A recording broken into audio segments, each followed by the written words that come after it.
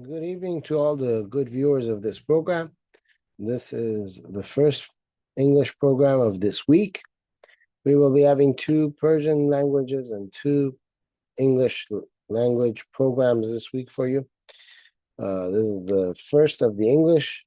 We just did one in Persian. Allow me to share the link in Telegram for everybody who wants to see it live.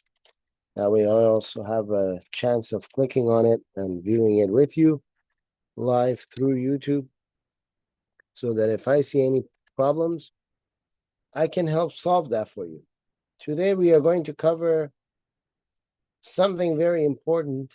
It's going to be very educational for you, the viewers who view this program with us in the English language, because as all of you know, the president of Islamic Republic of Iran, not to be confused with Iran itself, because this is the Islamic Republic of Iran that we're talking about, passed away, and it became a moment of great celebration for 99% of Iranians in Iran and outside of Iran. And we will explain why 99%, not 100%. We will explain that for you. I have shared the share screen. It's come up, so I know you have it just like I do. When we talk about the Islamic Republic of Iran, it is extremely important that you, the viewers in English language, you understand the following. Number one, Islamic Republic of Iran was created by 350 families who all of them are made out of people who either their father, their grandfather, or their great grandfather came to Iran, ended up living in Iran under a very lax policy for citizenship, which allowed anybody to literally walk in and join the Iranian people, live alongside with the Iranian people, have a life, try to make something similar to the American dream, but in Iran. These people ended up living together, marrying into each other, these 350 families, and they came up with an idea of how to hijack Iran. They were able to hijack Iran with the help of foreign countries. Jimmy Carter was the main man behind it. He took their leader, Khomeini, who's dead now, which most of your news anchors think is still alive. They're still talking about a guy who died in 1988. And then they think Joe Biden's the only senile. They don't realize all of them are senile. I mean, they're all talking about Khomeini, the dead man. But nevertheless, Jimmy Carter was the guy who said Khomeini will be the man who will bring peace to the Middle East. And we saw Khomeini's regime bring nothing but terrorists to the Middle East. This man, Raisi, Ebrahim Raisi, that you hear on the news, they keep saying Iran's president. He's not Iran's president. He's the Islamic Republic of Iran's president. You see, in the last presidential race, only 7% of all Iranians voted.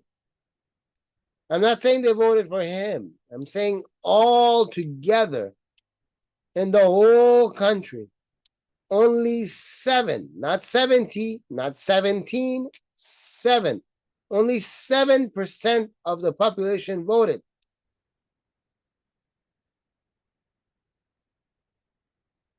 Islamic Republic of Iran has people that sit there, paid by the government, and they make fake ballots. Even with their fake ballots, they couldn't do anything. That means the people of Iran never voted for this guy. Who voted for this guy, you might think? Well, for that, you will have to understand how the hierarchy works in the government of Iran. You see, when you call someone a president in Iran, it doesn't have the same meaning as you would call someone a president in the United States of America. It doesn't have the same meaning as you would call someone the prime minister of England or prime minister of Canada. It doesn't mean that. You see, the word president in Iran, the title of the office of presidency, when it comes to the Islamic Republic of Iran, is just a hand puppet. A hand puppet. You want to see what a hand puppet looks like? This is a hand puppet. I'm going to put it on.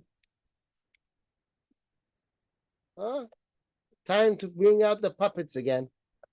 Hello, I'm a puppet. You see the puppet? That's Ebrahim Raisi. He's a puppet. Hello. You see? That's what he is. The president of Iran is a hand puppet. Why I say that? Because the only person in Islamic Republic of Iran that their voice matters is the cockroach you all know by the name of Sayyid Ali Khamenei. Khamenei has the power to out-veto the whole entire country. What he says goes. He elects who can run and who cannot run. He is the one who tells you this person you can vote for and that one you cannot. So he hand selects who can run as president. And he also throws out most of who he picked and leaves you with a handful and tells you to pick out of them. And if you didn't pick the one he had in mind, he will just tell the people to switch the votes so that the one he favored the most can somehow end up with the most votes. And that's how it's done. Raisi is the hand puppet of Khamenei. That's all he is. Raisi is the president of the globalists. You see, in Iran, when they heard the news that Raisi died, they celebrated. They had fireworks going up. They risked their life to throw fireworks in the air because they know that they've lived long enough to see the end and the demise of Raisi. You know who was sad about the death of Raisi? This guy, the president of India, Modi. Modi is sad. Modi is very sad. Very, very sad. You know why he's sad? Because Raisi sold the biggest city with the biggest shipping dock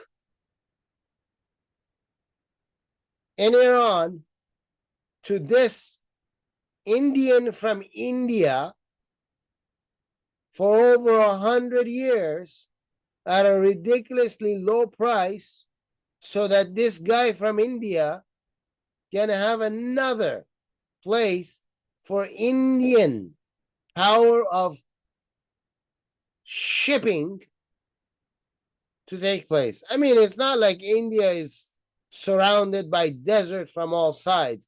I mean, after all, it's surrounded by the Indian Ocean. But that's not enough for India. You see, India needs more markets. It needs to be closer to the Arab markets. Hence, India wants a place in the Persian Gulf so that they can say we're a competitor with Arabs in the Persian Gulf. Because the Iranians obviously are not competitors, because Raisi decided our biggest port should go to India, so India can make money off of our port, but Iran should not make money off its own port, because Iranians are second-class citizens in a country run by 350 Arab families, which Raisi is part of. So he's not our president. He's cutting Iran in pieces and giving it away to others. And that money that India is paying doesn't go in the pocket of the Iranians. It goes in his pocket. It goes to Khamenei. It goes to the generals in charge of the IRGC. You want to know who's President Raisi is? Raisi is the president for Putin. Vladimir Putin got a lot from Raisi and the ones before Raisi, who were all handpicked by Khamenei. The last king of Iran had an agreement signed with the USSR over the Caspian Sea. 50% of Caspian Sea belongs to the USSR, and the other 50% belongs to Iran, the kingdom of Iran. Today, we don't have a USSR anymore. USSR blew, separated from each other. You have a whole bunch of new countries. You have Turkmenistan, Uzbekistan, Turkestan, Kyrgyzstan. And then you have others like Azerbaijan, Georgia. They all want a piece of this so-called Caspian Sea. All of them together with Russia used to have a 50% ownership. Iran had 50% as well. This guy's regime and the one before him, all of them are under Khamenei. They decided to give Iran's 50% to the newly broken up states of USSR. Just give it away, you know? Iran is there for the taking. Just give it away. Give us some money. Take whatever you want. You want the waters? Take it. You want the natural gas under it? It's yours. You want oil? Fine. You want caviar? It's yours. Whatever you want, it belongs to you. That is the type of president he was. He was the Russian president. He was the president of China. Yes, the man who didn't even finish 5th grade was running to China to get a doctorate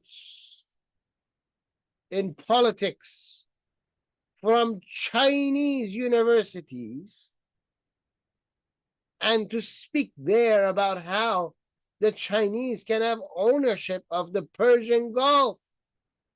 You can do as much fishing as you want. No mandates, no regulations, nothing. Just come and do whatever you want. China brings a ship that is like a vacuum. It just sucks every single living animal from the water.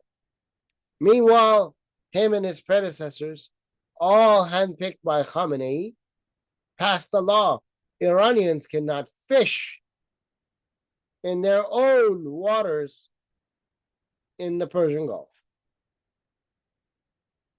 Furthermore, if they catch your boat, they sink it. Iranians in the Persian Gulf have to be saved by American navies instead of the Iranian IRGC.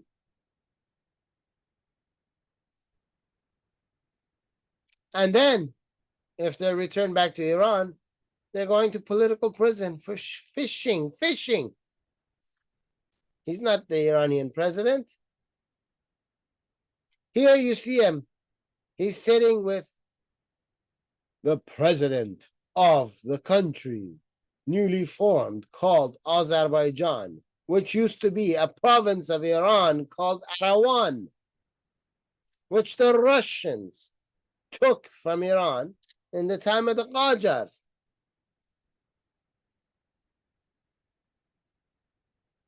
And they never gave it back. Arawan was supposed to, once the USSR was to go disband itself and get destroyed under actual contract laws, Arawan is supposed to be returned to us. But the Russians turned it into Azerbaijan. They named the country after two Iranian current provinces. There's two provinces in Iran that are called East and West Azerbaijan.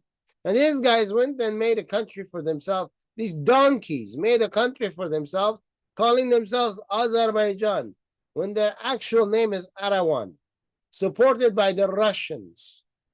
Here you have Raisi, Ebrahim Raisi, sitting down, talking to them about how they can construct the globalist ideology of 10 new countries in place of the current country of Iran, where they can give more land to Turkish-speaking countries so they can make a unified Turkish people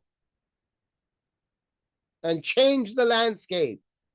Carve Iran whichever way you like is what Raisi is all about. Dismantle and destroy the historical land of Iran, the historical image of Iran, the culture of Iran, destroy it all. And beside it, I have for you the picture of when Raisi is there with Turkey, and there is the support of the Russians. Why is the Russian support there? Because Russia supports this Azerbaijan. Russia supports the idea that Azerbaijan should take parts of Armenia, conclude and make this big giant land. And Iran wants to give them land, Iranian land, that is. Here they are with the Turkish, agreeing to this ideology. This is treason against the land of Iran by the Islamic president. Here he is, Raisi, sitting down while he sits on the ground on his buttocks. His overlord, Ali Khamenei, has to sit on a chair because he's more important, of course. And they tell you the president runs the place? No, the supreme leader does. Here he is with his Arab overlords, Assad of Syria. In the background, if you look, there you see the flags of Syria. But Assad doesn't value this Ebrahim Raisi enough to acknowledge Ebrahim Raisi's flag. Forget about Iran's flag. Islamic Republic of Iran has their own flag, which none of us legitimately call the flag of Iran. The flag of Iran is this flag with a lion and a sun, and it has a sword in its hand. That is the Iranian flag, not the Sikh copycat version that these guys have. But even then, Assad doesn't even give them the time of day to put their flag up for them as a respect. Here we have Raisi with his helicopter. I mean, he really loves the helicopter. You know why he loves this helicopter so much? Let me tell you guys why he loves helicopters. You see, in Islam, Prophet of Islam, while he was asleep, he got on the back of a giant donkey that had wings. And this donkey took him from the ground all the way to the highest heavens. So I guess Raisi thinks that a helicopter is just a newer modern version of this donkey with wings. And so he loves this donkey with wings because his prophet loved the donkey with a wing. Now, everybody who rides in a helicopter knows a few things. Number one, when you want to land a helicopter, you want to land it on something with asphalt or on top of a structural building like a hospital or somewhere where you have a specific designated area for it to land. You don't take a helicopter and land it in sand. Okay? You don't land it in grass. You don't want to do stuff like that. You could do it once, twice, three. You don't want to do it all the time. And this helicopter that you see, and they're all getting out of it, okay? That's his helicopter. These helicopters, they've had problems with it. These are from World War, like this is from the Vietnam War era. These helicopters have had problems. And this is not the first time the one that Raisi sits in has had a problem. They've had this problem for a long time, that when they want the helicopter to come down, it's not landing correctly. And they're having a hard time landing it. Prior to this crash incident, Islamic Republic of Iran lies to you. They had 3 helicopters in the air. They all crashed. They lie to you and say, no, it's only one. They love to do this ideology of lie, lie, lie, and lie some more. Their whole ideology is about lie, lie, lie, lie, and some more. They've been doing it for 44 years. They take a picture of a video of something that happened 20 years ago, and they'll play it for you every year on the same day, telling you that the people have come out in our support. And your news stations in the West, they're a bunch of donkeys. They don't have anyone in Iran. They just take the live feed from them and say, this is what we've been told, and that's what it is. You're being fooled with misinformation from the Islamic Broadcasting Channel in Iran, IRIB. Islamic Republic of Iran Broadcast. In the name of CNN, MSNBC, even Fox, and all the rest. They tell you, oh, this crash happened in the country of Azerbaijan. Newsflash, this is Azerbaijan, previously known as Arawan, a province of Iran that Russia took away. The crash happened here in this circle that you see, well inside of Iran. Next to it is Armenia, Turkey, Iraq, and this is Iran. That's the Caspian Sea. But the crash happened here, in the mountains of Iran, in the province of Azerbaijan. No, CBN is wrong. This Raisi did not go to Azerbaijan. They're wrong when they tell you that, and they put it on their channel, and then they put it on their YouTube channel, and they talk about it like a bunch of monkeys. Oh, yeah. We have an expert. He used to be in the military of the United States for like 50 years. He's an antique now, and he lives inside of Armenia, and now he's a newscaster. You know, what do you got to say? You're an expert. What do you got to say? And the guy will tell you up and down about the Bell helicopter and this and that and this and that and this and that. And then the guy forgets. Oh, yeah. The radar could have done this. The radar could have. What radar, man? This thing doesn't have radar. It's too old. And if it does have radar, you think the guy flying it understands it? He wasn't trained on it. The ones that were trained on it are all dead or in retirement homes in Los Angeles, California. These people don't know what they're doing with these helicopters. It's like putting me in behind the helicopter and telling me to fly it too. I don't know what I'm doing in a helicopter. You think this guy actually has people that understand the helicopter, the ins and outs of helicopter? And do you think if somebody understood it, they could tell him what to do? You give these guys way too much credit. In order for you to understand, here you see this blue at the very beginning of Iran, this blue right here, this blue, this blue.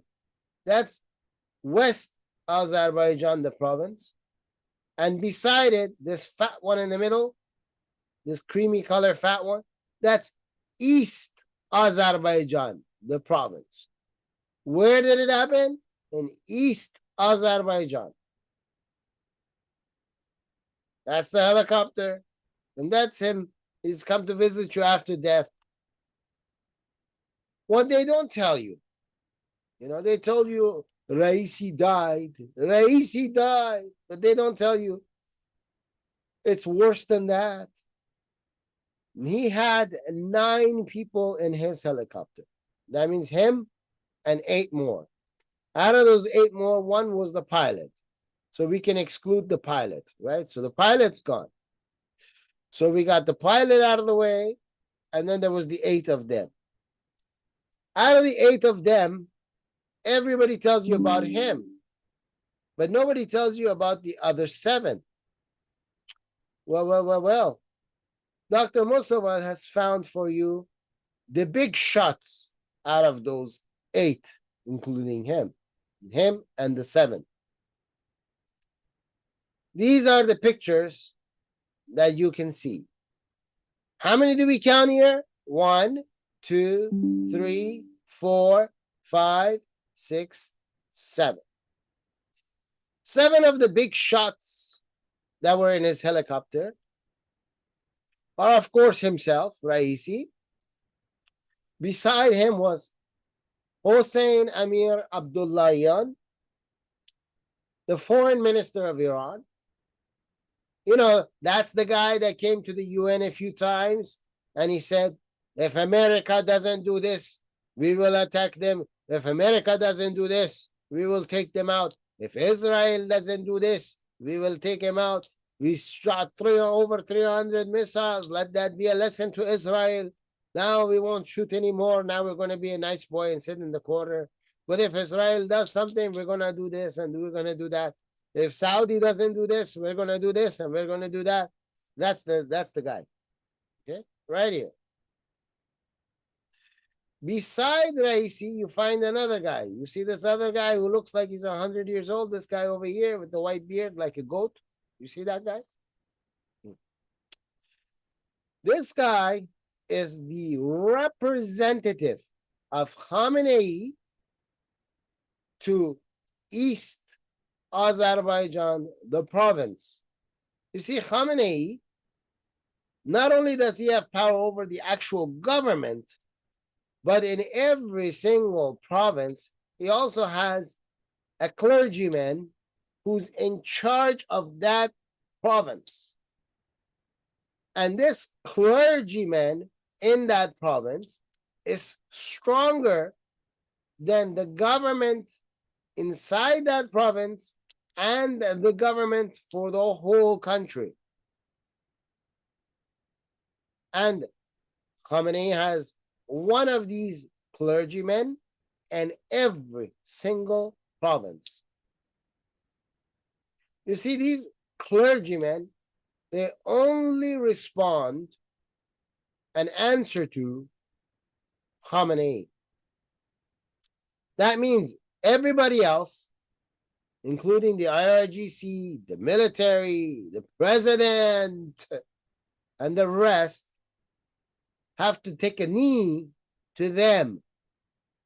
That means this guy over here is more powerful than the president that's in the middle. Because as though both of them listen and obey Khamenei, this one over here can give his own rulings over the province he's in, whereas Raisi is not allowed to give that ruling over that province. He has to go underneath whatever this guy's ruling is, which makes this guy more powerful. Underneath them, you have these three guys here. You have a general from the IRGC. You have two more from the military. And then you had this guy with the beard over here. This is the think tank. He's the planner. He's the brains for Raisi. You see, Raisi himself, he didn't complete 5th grade. He doesn't know anything. He can barely even talk Persian. Like, he can't speak it. He makes mistakes in the language, you know. He sounds like, you know, when you have somebody from India speaking in English and they say the wrong words, like they want to say, I am saying, or he is saying, and instead they'll say like, I am telling, or he is telling, you know, like they'll make simple mistakes for grammar. Well, this guy is that on steroids when he talks in Persian. He uses the wrong words. He uses words that don't make sense. He makes up words. So he needs somebody to think for him. He needs somebody who can come up with a plan, and then he just signs on it and makes it look like it was his. That was this guy over here, the think tank, you know. The think tank went down. Now, you might be wondering, what was he doing in Azerbaijan? You see, the president of Yerevan, which is now formed as the country of Azerbaijan, also flew to East Azerbaijan, the province in Iran, to have a meeting with these people. Now, why would the president of Yerevan, come down and talk with the guy who is the right-hand man for Khamenei in East Azerbaijan, the so-called president of Islamic Republic of Iran, the foreign minister of Islamic Republic of Iran, the think tank for the presidency of Islamic Republic of Iran, and the leaders of IRGC and the military? What are they talking about? What are they gathering together about? Is it about the dismantling of Iran as a nation, cutting it into pieces and saying, please take this piece with you? Are they trying to get rid of East and West Azerbaijan and connect that to the new formed country of Azerbaijan under Russia's approval? Was it that was going on? Is this the curse of Darius the Great, the King of Kings, who you know in the Bible as Darius? Huh?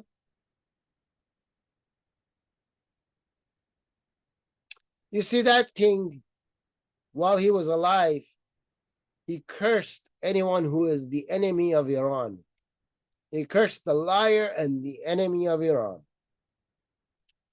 And today we see Raisi, the puppet that is trying to dismantle the country of Iran.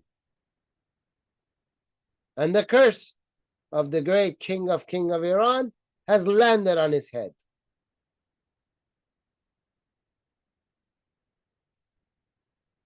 You see, Darius is one of those kings in the Bible that not only kept and uphold the law of Kurosh, Cyrus the Great, of having the Jews be freed, but to have the temple be remade. And he put emphasis on it during his time. though the temple got made later on during Xerxes, who came after him, nevertheless, he put a lot of weight on it. He put a lot of planning on it. He put a lot of time on it.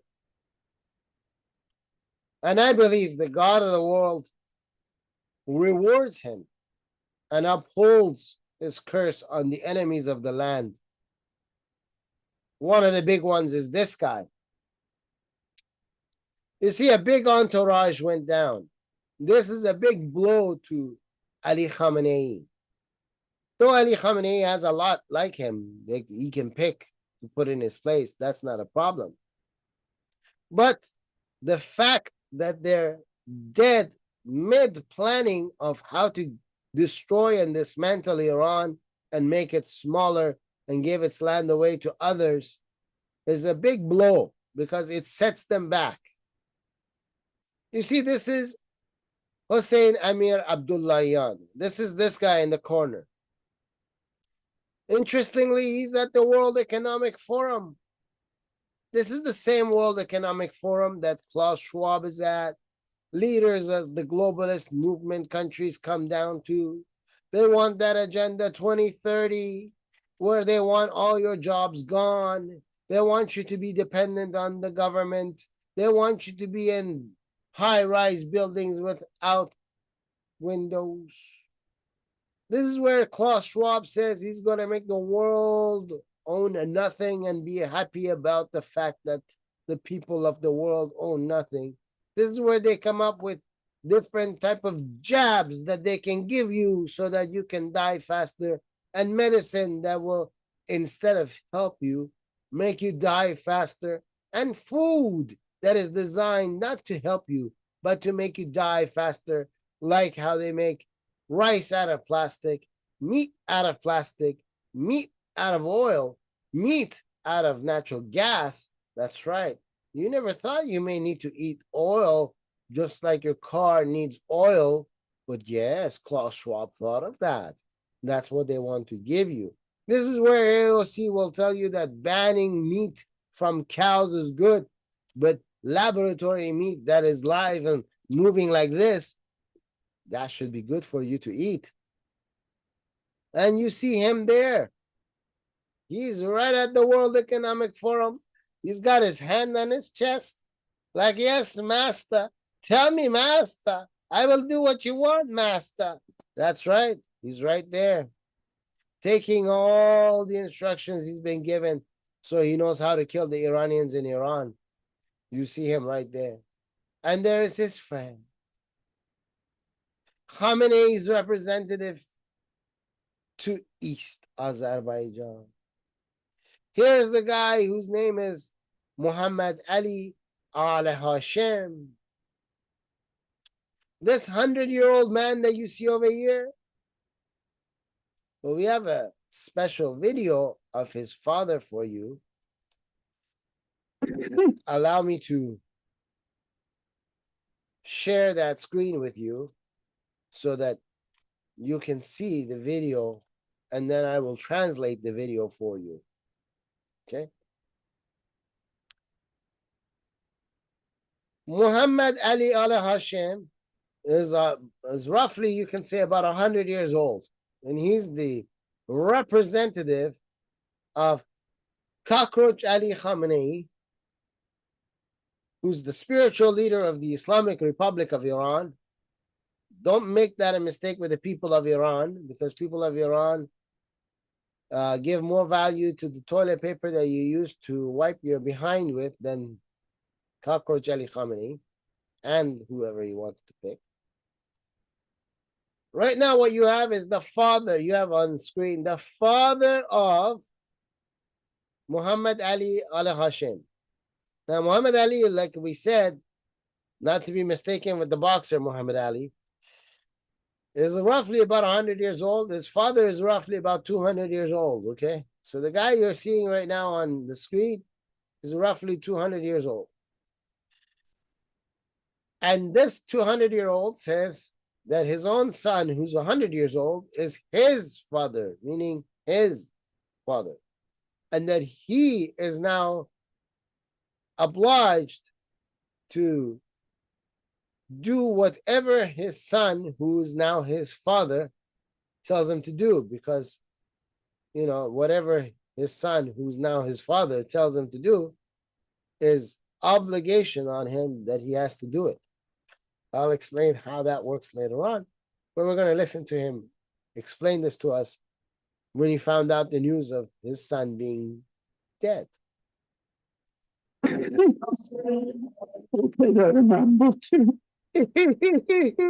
That was my father. He was my son and he was my father too.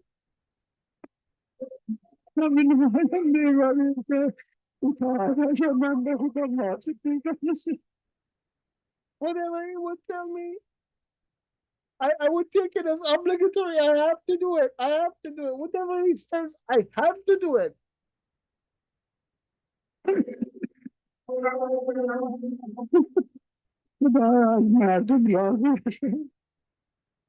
May God be satisfied from the people. Yes, God is very satisfied of the people. I mean, here's the big thing. Interestingly enough, a week before this happened, in Twitter, you can go and look it up for yourself. We had a Twitter storm in Twitter of Iranians cursing, asking for the death of Khamenei the cockroach. And right after that, a week didn't even go by, boom, we got this blessing announcement. 3 helicopters down, all of his security team down, all of his press that were going to take pictures and whatnot down, and a team of who's who died. I mean, we got the blessing.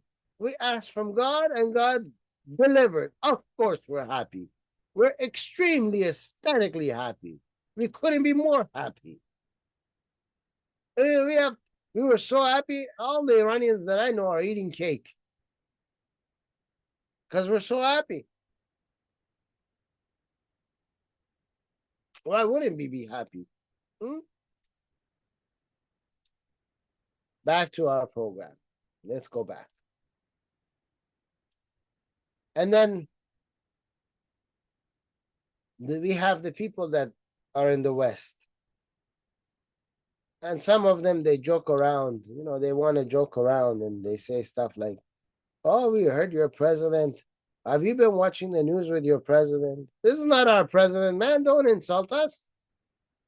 Don't say this is our president. This is not the president of Iran. These big names I put for you over here, Ibrahim Raisi, Hossein Amir Abdullahian, Muhammad Ali Al Hashem. These are not our representatives. Raisi is the butcher of Tehran. The butcher of Tehran. He doesn't butcher the Americans. He doesn't butcher the Russians. He doesn't butcher the Chinese or the Arabs. No. He's been the butcher of Tehran for 44 years. He doesn't represent Iranians like me. The only Iranian he represents is the one that's on his pay. The one that works for him. The one that helps him kill Iranians. The 1%. He's the butcher of Tehran. He's not the butcher of Chicago. He's not the butcher of St. Petersburg. He's not the butcher of Beijing or Riyadh or Bogota. He's not the butcher of Paris. He's not the butcher of Rome or Madrid. He's the butcher of Tehran. He butchers the people of Iran. He's not the Iranian president. He's the Iranian butcher.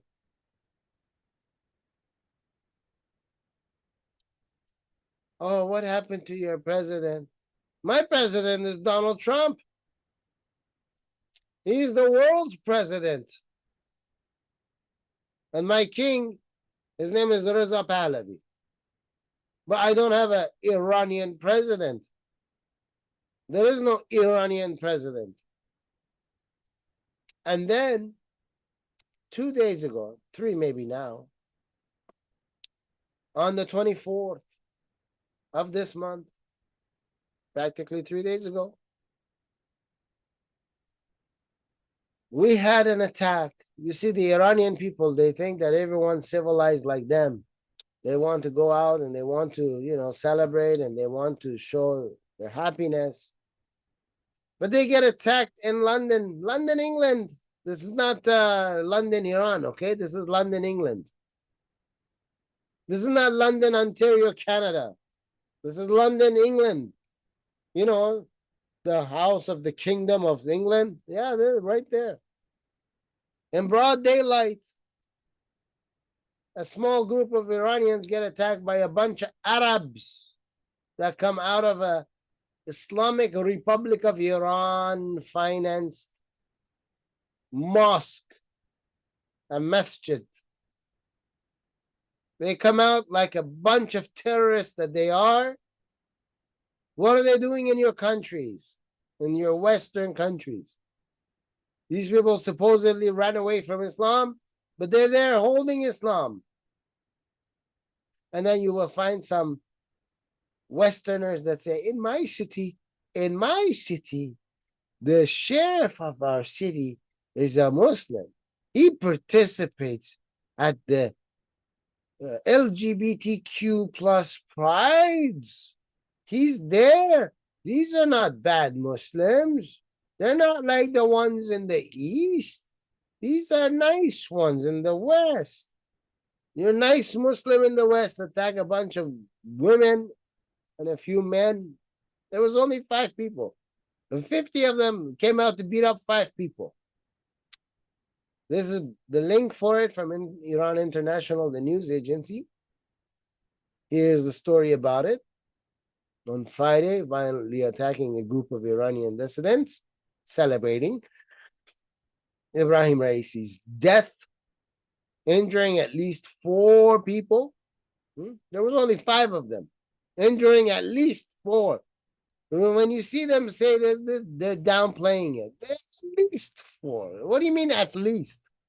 Meaning more. When you put at least, it means you injured everybody. Or you just trying to downplay it. They injured all 5 of them. They chased them even into the hospital. Of course, the police of England, they do nothing. How could you do something when your country's prime minister is a Muslim? The mayor of your city is a Muslim? And you're supposedly a Christian country run by a bunch of Muslims? And then they beat up your people. That's what happens when you take the Second Amendment away and you don't give the people the right to bear arms. Because if they had arms on them and these people came out, you'll just give them a poof, dot in the middle of their forehead and send them down to go visit their heaven, which is a brothel, which Allah has. You send them directly there. First ticket, first class. But of course you can't. It's England. This is one of the 6 Iranians, 5 Iranians that were there. Supposedly at least 4 got injured, okay? This is London. This is London. This is how they're beating her up, okay? And this is in Iran. This is in Tehran. How they beat the girls up. What's the difference? In Iran, they have to wear a hijab. In England, they don't have to wear a hijab. Either or, you get beat up by the Islamic Republic of Iran's regime. Over here, they have Iranian thugs from the IRGC. And over here, they have Iraqi from Iraq, Iraqi thugs, terrorists. In broad daylight, in the middle of the street, beat you up. And when we tell people that these people threaten people like us, no, come on, not in the West. Yes, directly in the West.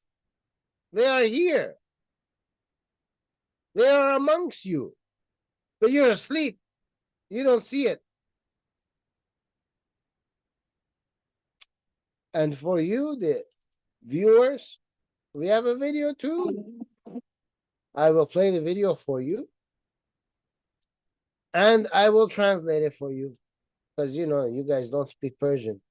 We have to put a Persian class for you one day so you can teach the Westerners in Western countries. We have to teach you Persian because you guys are sleeping. You're sleeping and you're waiting. And, you know, we have to teach you Persian. We have to teach you Arabic. We have to teach you Urdu. We have to teach you all the languages that you can find in the East. We have to teach you here because sooner or later, you're going to lose your whole country. And I won't be here at that time, you know, to tell you I told you so. So I'm going to tell you that now. I told you so. So you remember that Dr. Mustafa told you before that he told you so, that when your country is taken completely over and your kids are forced to become Muslims, that he told you that, you know, this is going to happen to you. And then you will need to learn these languages because you won't be able to speak English at that time. You have to speak these languages, okay? So I'm going to translate it for you. Later on, we'll put programs for you to teach you how to speak Arabic and Urdu and all those languages because you're definitely going to need it, okay? Maybe not Persian, but you definitely need the other ones, you know? Because your kids are going to become Muslims and they're going to come looking for your heads because that's how Islam works. So anyway, back to the video over here. Let's see the video. This is how they're beating them up in broad daylight. This is London, ladies and gentlemen. You're looking at London, okay?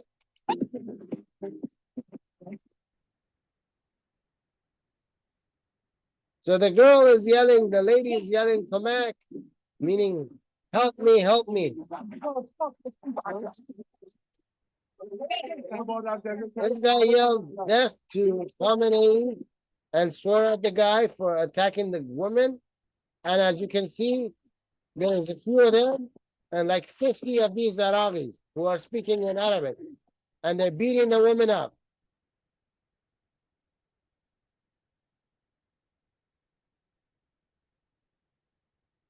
You see, what happens is these thugs, they're afraid to attack somebody who can fight back.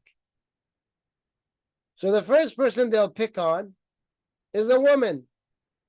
They fought with the guys, but those Iranian guys, they were able to hold their own against the 50 mob that you see over here with sticks and other stuff. But the woman, that's easy picking. They attack you like a band of hyenas, you know, like a pack of hyenas, they come down on you. They find one person that they can take on, and they come down like a group of hyenas.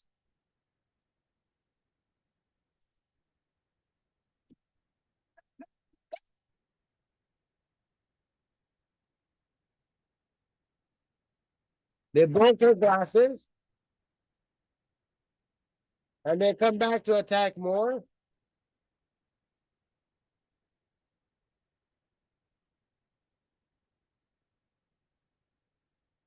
Look at them. They're coming from different sides.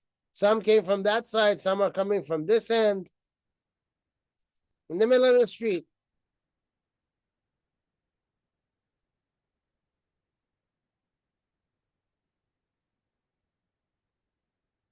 So the lady, even though she's being beaten up, she's still chanting the names of those that the Islamic Republic of Iran has killed in Iran.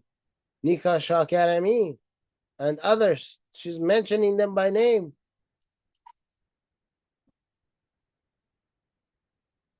She says, this is how you guys attacked Nika Shah Karami.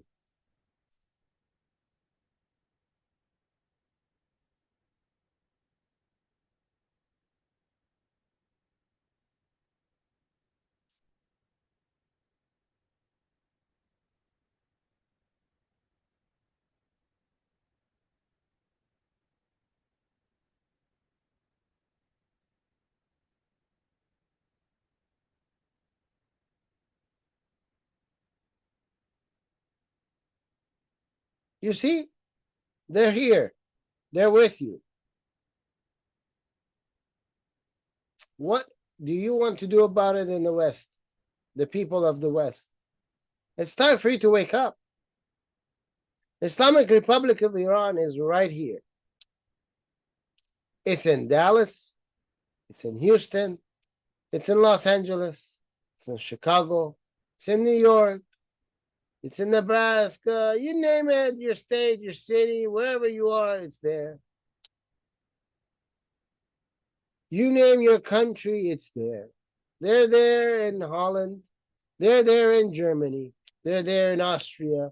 They're there in Switzerland. They're there in Sweden. They're there in Norway. They're everywhere.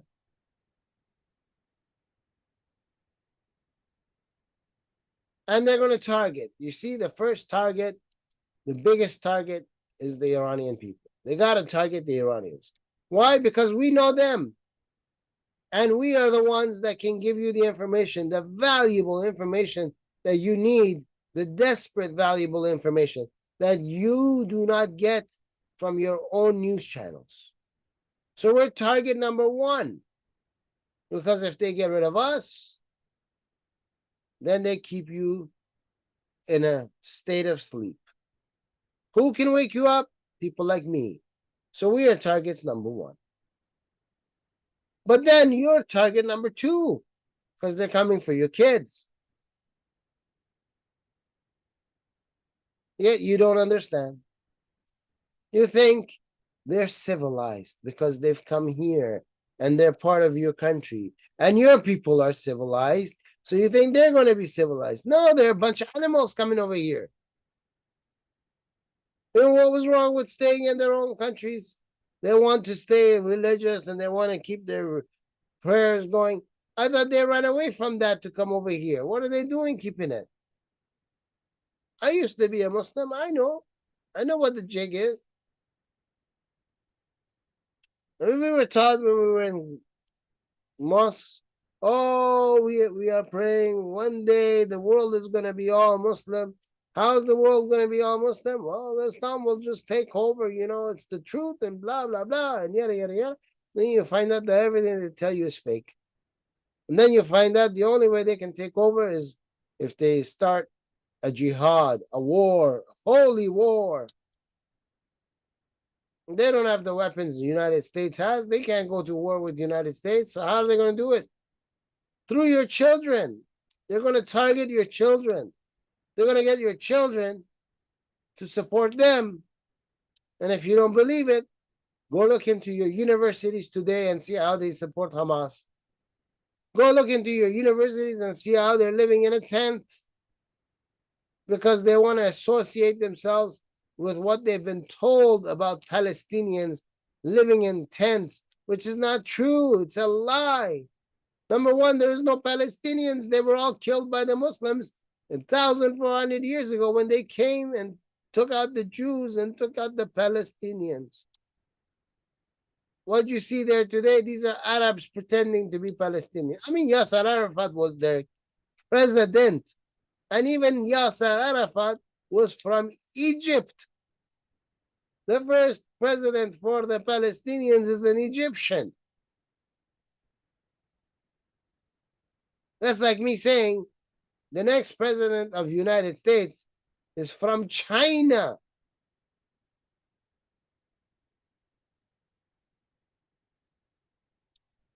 Then the second lie they tell you, oh, the Palestinians, they're sitting inside of a tent. They don't sit in a tent. They have their homes.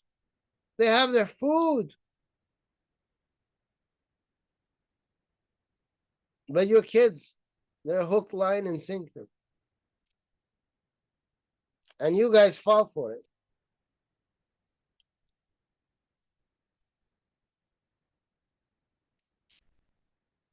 You guys fall for it. What can you do about it? You got to wake up. You got to put new laws. You got to deport these people. If they don't want to mix with the culture that you have in your country, you need to get rid of them. If they want to uphold their Islam and they want that flag of Islam inside your country, you got to get rid of them because they're coming from countries that already has it. What's the problem? If they want to pray and they want to fast and they want to do all this, good for them. There's no problem. They can go back to Pakistan and they can go back to India and they can go back to Malaysia. They can go back to Congo. They can go back to Egypt, Morocco, Tunisia, Iran, Iraq, Saudi Arabia, Dubai. They got lots of options. Those are all Islamic countries. They want to hear their adhan, the call to prayer. They can go over there and they can hear it. Why are they coming over here to hear that? Why do they say they're running away from it to come over here to hear the exact same thing they had over there?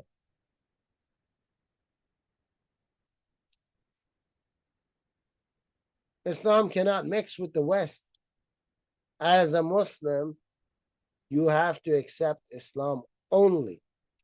You cannot mix it. It's not a melting pot.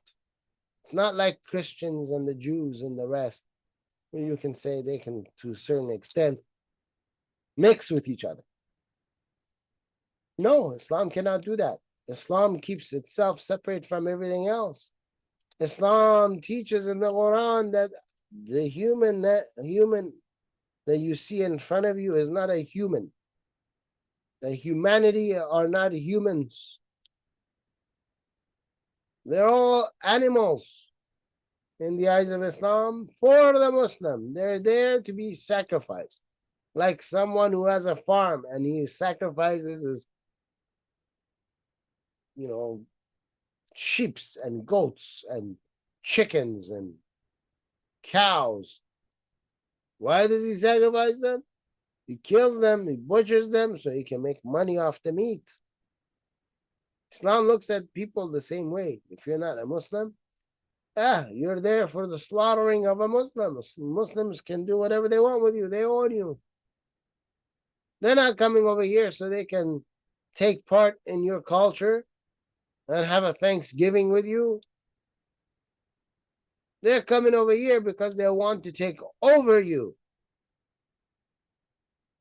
It's time to wake up, folks. It's time to wake up. I will conclude the first English program here. If you like our program, if you think you've learned from our program, if you think that what I gave you was more informative than what you hear in your news agencies that you've been listening to, use your finger, click on the subscribe button, join our programs, share these programs, tell those that you've shared it with to also subscribe, like our programs, write a comment underneath our programs. And until our next program, I leave you in the hands of Jesus.